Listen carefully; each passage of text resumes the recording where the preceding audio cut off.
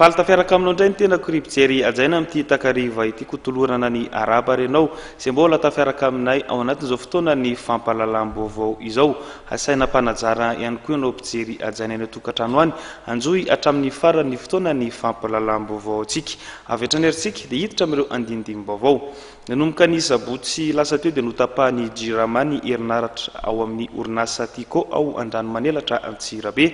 Mikasika izay indrindra dia mitondra fanazavana Andriamatoa Marka Ravalomanana mpanorona ny orinasa Tico. Ndeo ro jeritsika ny fanedediana nentin'ny vola ravoavy eo amin'ny sary ny Tsiry Rakoto Ary. Miaiky ny filoha teo aloha Marka Ravalomanana fa nanany orinasa jirama tsosa saingy nokiany ny fomba nanapahana ny jiro tao amin'ny orinasa Tico Andranomanelatra Antsirabe.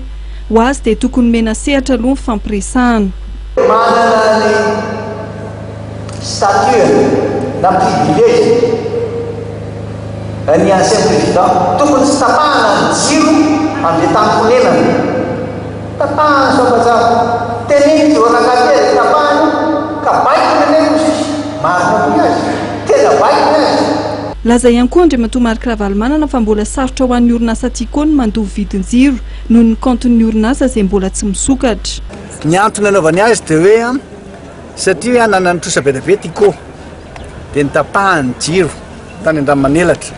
Maro zany fa mety nisy voalohany trosa satria Tico nge nandritran'izay 2009 zay hatramin'izao tsy niodiny dia tsy afaka mandoa an'ilay facture izy dia nisy mifampiresahana tokony nisy mifampiresahana dia mifanaja manaiky an'izay fa tokony any amin'ny toerana vila misy anahariana any koa tapahana dia teneny izy ity nge ka vilako e ary Tico raha tsy midiny iny andoavany azy eo ka na banque ny compte-ny banque nge tsy mbola misokatra kiny andoavany azy eo. Araka izany dia manam-panantenana Andriamatoa Marka Ravalomanana fa izy ny vahaolana ho hita manoloana ny fahatapahany jiro ny orinasa Tico Andranomanelatra Antsirabe.